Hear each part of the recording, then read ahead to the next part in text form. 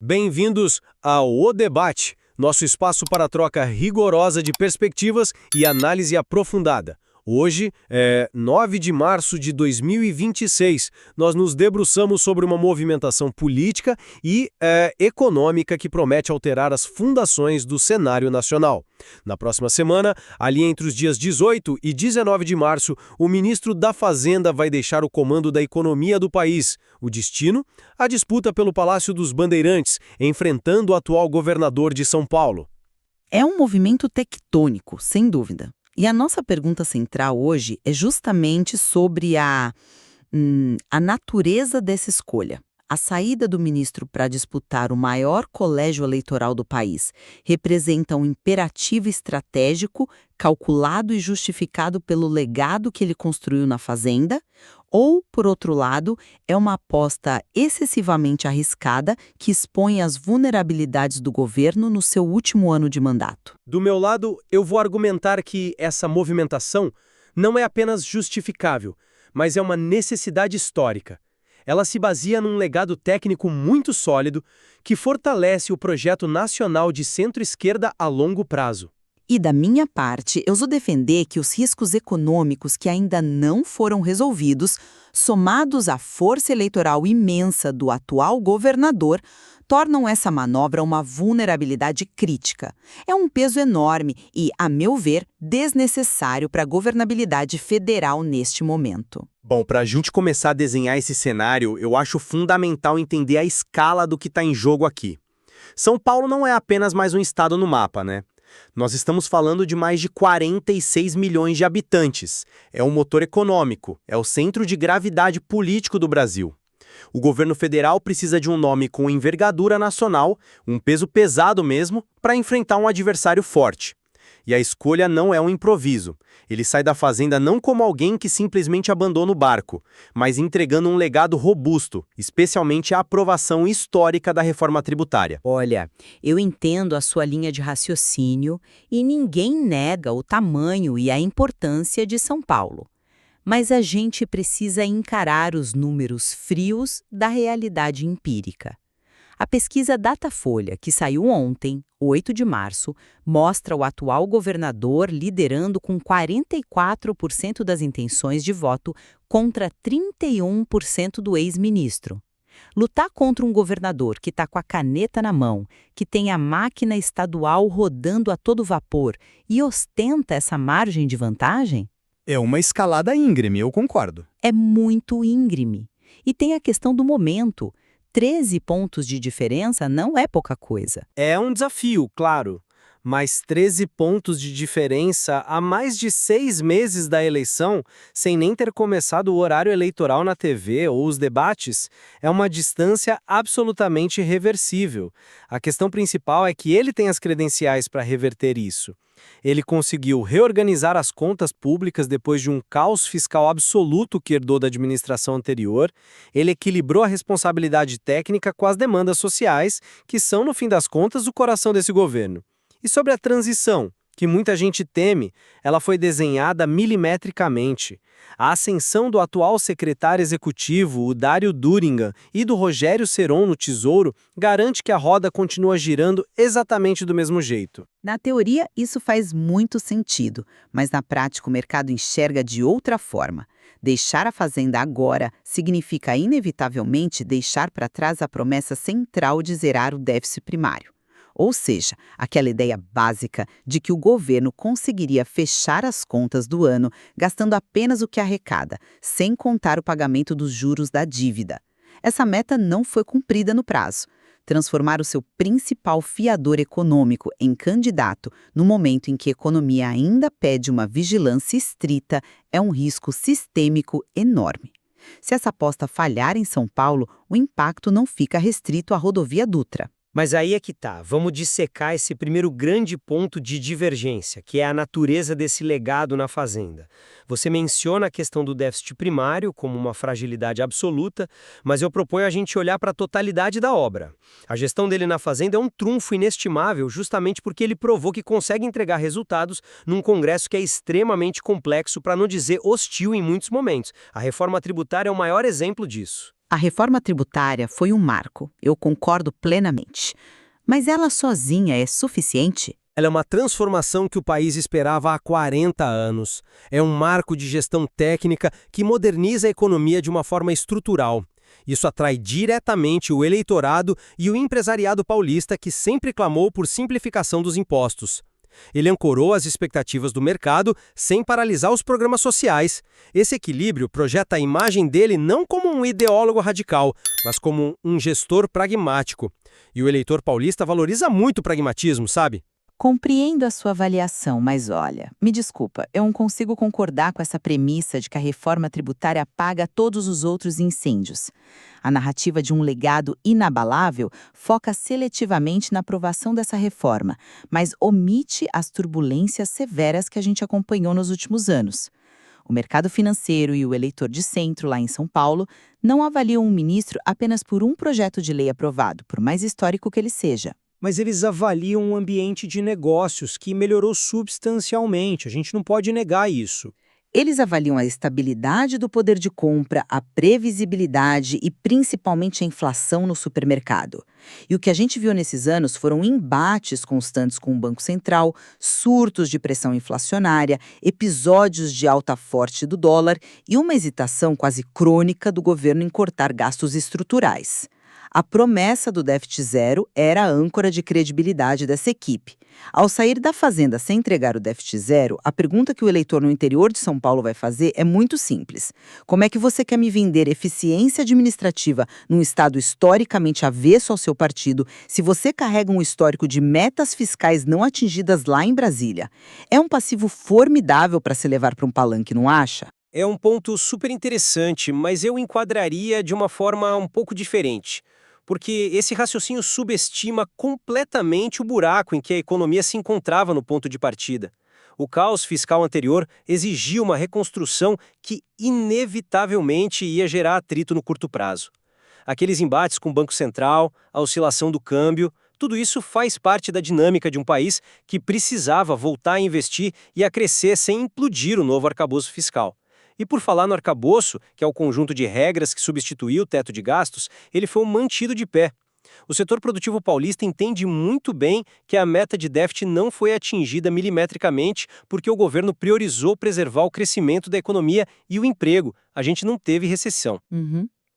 Não houve recessão de fato, mas houve um custo imenso em credibilidade. E isso nos leva direto ao nosso segundo ponto de tensão hoje, que é o impacto econômico imediato dessa transição. Você mencionou que o Dário Durigan e o Rogério Ceron garantem a estabilidade. Eu pergunto, será mesmo? Sem dúvida. A narrativa de que vai se criar um vácuo no Ministério da Fazenda ignora totalmente o desenho institucional que foi montado ali dentro. O Durigan não é um executivo caindo de paraquedas no cargo. Ele é a engrenagem principal que já faz o ministério rodar no dia a dia. Ele foi a ponte real entre as ideias do ministro e o pragmatismo da Faria Lima durante as madrugadas de negociação no Congresso. O Rogério Ceron domina cada vírgula do Tesouro Nacional. Para mim, isso é a própria definição de continuidade institucional. Olha, o Dário Durigan é, sem a menor dúvida, um técnico brilhante. Ninguém questiona a capacidade de formulação dele, o trânsito dele, mas o papel de um ministro da Fazenda, especialmente no último ano de um mandato presidencial, vai muito além de saber fazer planilhas e formular políticas públicas. Exige um capital político colossal. E você acha que ele não tem esse capital por não ser um político de carreira? É isso. Exatamente. O ministro da Fazenda precisa ter peso para conter as pressões por mais gastos que vêm do próprio Palácio do Planalto e dos aliados no Congresso. O atual titular, por ser uma figura histórica do partido e ex-candidato à presidência da República, tinha musculatura política para bater na mesa e dizer não para o presidente ou para o Congresso quando pediam expansão fiscal. O Durigan terá essa mesma capacidade de resistência?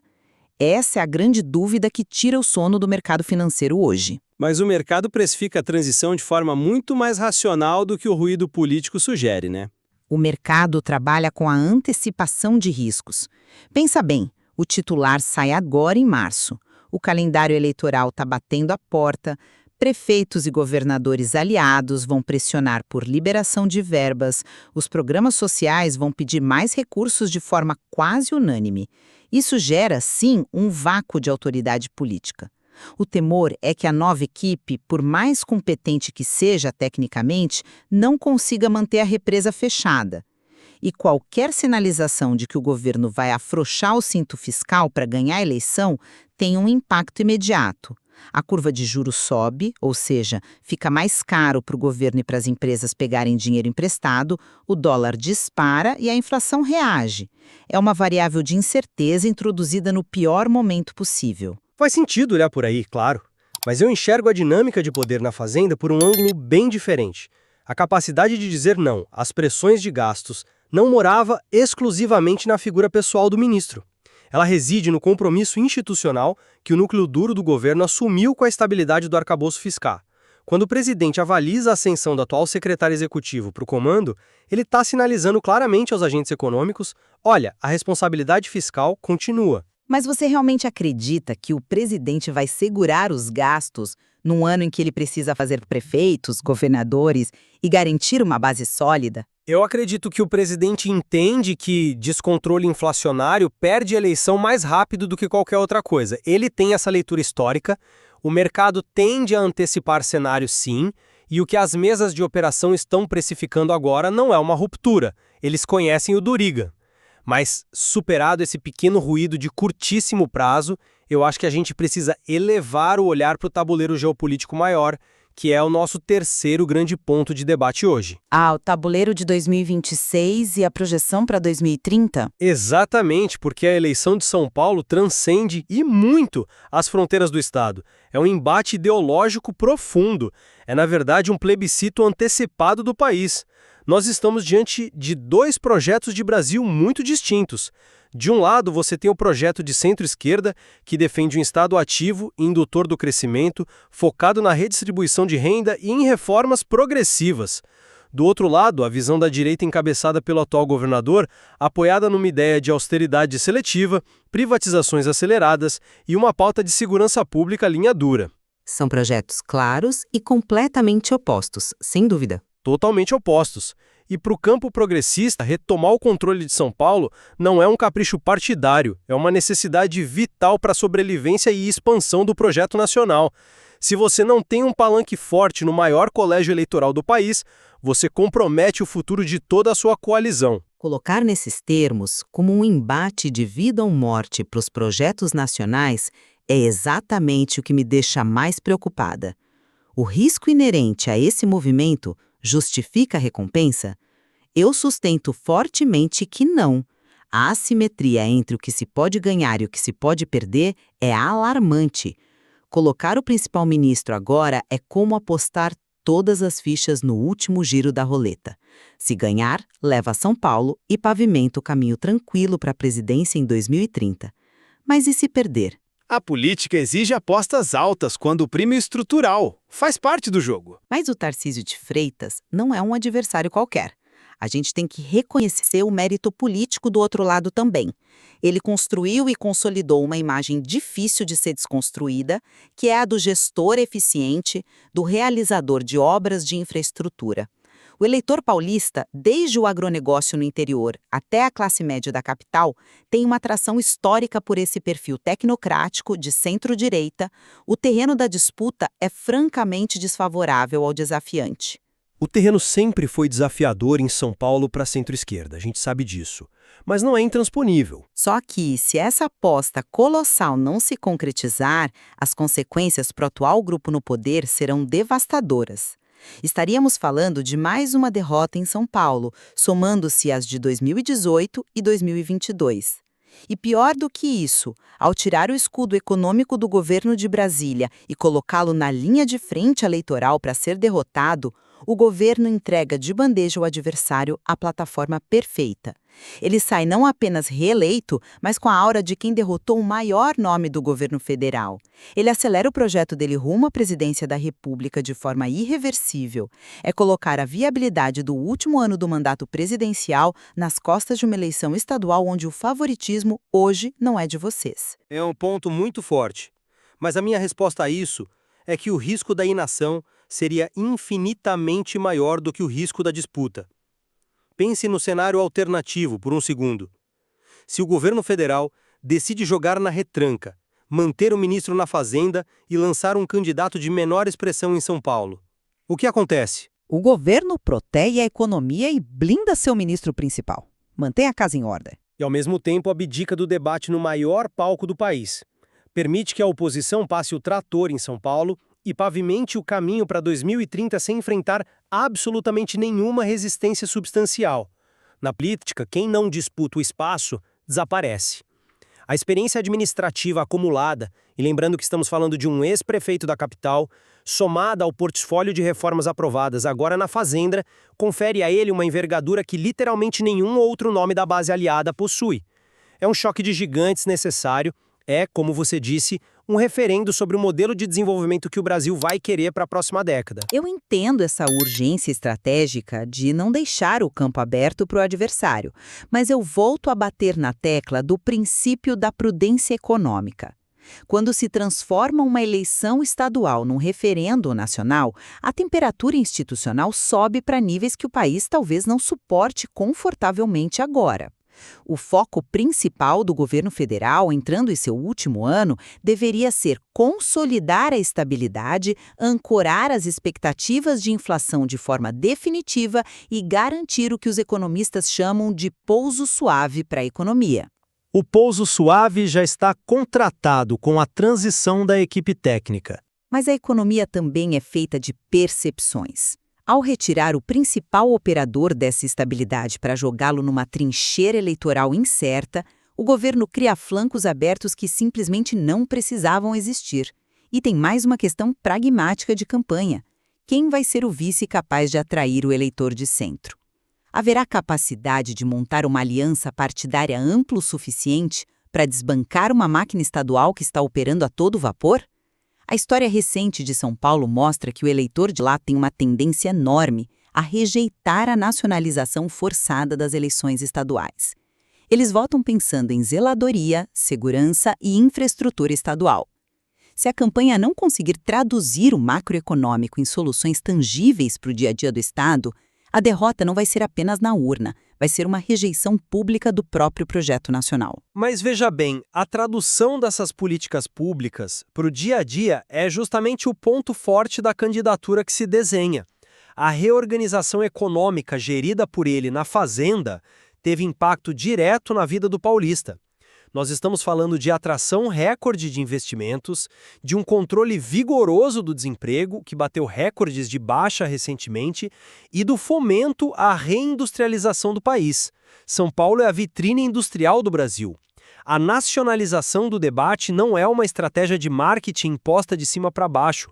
Ela ocorre de forma orgânica pela própria natureza dos desafios de São Paulo. Entendo, mas o eleitor vai conectar o emprego na fábrica com a gestão do Ministério da Fazenda ou com o incentivo fiscal dado ali na ponta pelo governador?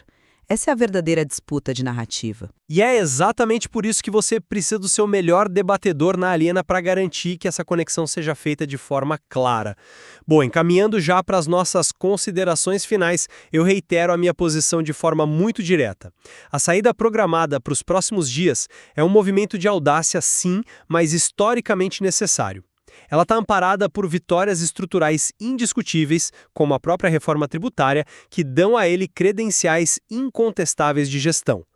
Buscar reconquistar o maior estado da federação é um passo indispensável para garantir a longevidade das políticas inclusivas e do desenvolvimento econômico que o Brasil tanto precisa. E da minha parte, eu mantenho firme a perspectiva de que a cautela deveria ser a bússola deste momento. Trocar o comando do Ministério da Fazenda num ano tão sensível introduz incertezas e ruídos de mercado que o Brasil poderia muito bem evitar. O fato de que o déficit primário não foi zerado vai continuar sendo um calcanhar de Aquiles discursivo muito pesado ao longo de toda a campanha. E, no fim das contas, enfrentar um governador bem avaliado que ostenta 44% das intenções de voto antes mesmo do jogo começar oficialmente é um risco desproporcional. Uma falha nessa missão tem um potencial real de drenar todo o capital político que resta ao atual governo federal, além de acelerar o fortalecimento da oposição no cenário nacional. É uma aposta que pode custar caro demais. Apesar das nossas divergências muito profundas, especialmente sobre esse cálculo de risco e recompensa do movimento, eu acredito que a gente tem um ponto de convergência inegável hoje. A dinâmica política, econômica e eleitoral de São Paulo definitivamente não cabe dentro do próprio Estado. Ela afeta o país inteiro. Com certeza. O que acontecer nas urnas paulistas vai ditar as regras do jogo para a sucessão presidencial de 2030. Isso é fato. E muito antes disso, vai pautar o comportamento do mercado financeiro nos próximos meses. A conexão entre a economia nacional desenhada em Brasília e a política estadual disputada em São Paulo nunca esteve tão explícita quanto agora. Exatamente.